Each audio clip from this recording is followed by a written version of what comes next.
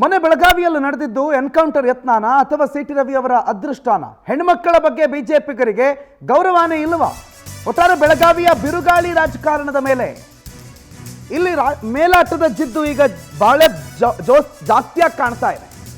ಪರಿಸ್ಥಿತಿಯ ಲಾಭವನ್ನ ಬಳಕೆ ಮಾಡಿಕೊಳ್ಳೋದಕ್ಕೆ ಒಂದ್ ಕಡೆ ಬಿಜೆಪಿ, ಇನ್ನೊಂದು ಕಡೆ ಕಾಂಗ್ರೆಸ್ ತನ್ನದೇ ಆದಂತಹ ಸರ್ಕಸ್ಗಳನ್ನು ನಡೆಸ್ತಾ ಇದೆ.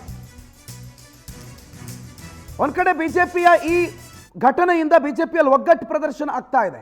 ಅದೇ ಒಗ್ಗಟ್ಟನ್ನ ಬಳಕೆ ಮಾಡಿಕೊಳ್ಳಿ, ಇದೇ ಒಗ್ಗಟ್ಟಿನಿಂದ ಹೋರಾಟ ಮಾಡಿ ಅಂತ ಹೇಳಿ ರಾಜ್ಯ ಬಿಜೆಪಿ ನಾಯಕರಿಗೆ ಹೈಕಮಾಂಡ್ ಸಂದೇಶ ಕೊಟ್ಟಿದೆ.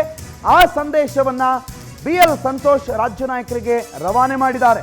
ಸಿಟಿ ರವಿ ಪ್ರಕರಣದಲ್ಲಿ ಏನು ಒಗ್ಗಟ್ಟು ತೋರಿಸಿದ್ರಲ್ಲ, ಯತ್ನಾಳು ಈ ಕಡೆ ಬಂದ್ರು, ಯಡಿಯೂರಪ್ಪನವರ ಮಕ್ಕಳು ಆ ಕಡೆ ಇದ್ರು, BY ವಿಜಯೇಂದ್ರ ಸೇರಿದಂತೆ ಅಶೋಕ್ ಒಂದ್ ಕಡೆ ಇದ್ರು, ಎಲ್ಲ ಒಟ್ಟಿಗೆ ನಿಂತ್ಕೊಂಡು ಹೇಗೆ ಸಿಟಿ ರವಿ ವಿಚಾರದಲ್ಲಿ ರಾಜ್ಯ ಸರ್ಕಾರವನ್ನು ಖಂಡಿಸಿದ್ರು, ಆ ಪ್ರಕರಣದಿಂದ ಪೂರಕ ಸನ್ನಿವೇಶ ಸೃಷ್ಟಿಯಾಗಿದೆ.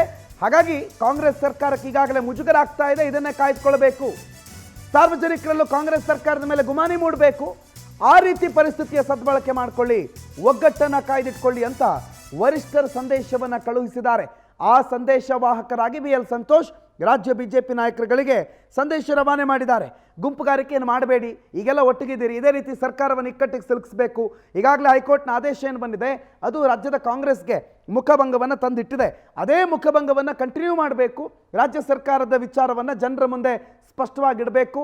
ರಾಜ್ಯ ಸರ್ಕಾರ ಈ ರೀತಿ ಪಕ್ಷಪಾತಿಯಾಗಿ ನಿರ್ಧಾರಗಳನ್ನು ಕೈಗೊಳ್ತಾ ಇದೆ ಅಥವಾ ರಾಜಕೀಯ ದ್ವೇಷವನ್ನು ತನ್ನ ಅಧಿಕಾರ ದುರ್ಬಳಕೆ ಮುಖಾಂತರವಾಗಿ ಮಾಡ್ಕೊಳ್ತಾ ಇದೆ ಅನ್ನೋ ಎಲ್ಲ ವಿಚಾರವನ್ನು ರಾಜ್ಯದ ಜನತೆಯ ಮುಂದೆ ನೀವು ತೆರೆದಿಡಬೇಕು. ಹಾಗಾಗಿ ಈ ಒಗ್ಗಟ್ಟೇನಿದೆ ಈ ಒಗ್ಗಟ್ಟನ್ನು ಕಂಟಿನ್ಯೂ ಮಾಡ್ಕೊಂಡು ಹೋಗಿ ಅಂತ ರಾಜ್ಯ ಬಿಜೆಪಿ ನಾಯಕರಿಗೆ BL ಸಂತೋಷ್ ಸಂದೇಶವನ್ನು ಹೊತ್ತುಕೊಂಡು ಬಂದರು. ಆ ಸಂದೇಶವನ್ನು ಈಗಾಗಲೇ ರವಾನೆ ಮಾಡಿದ್ದಾರೆ. ಸಂದೇಶ ಬಂದಿರೋದು ಹೈಕಮಾಂಡ್ನಿಂದ.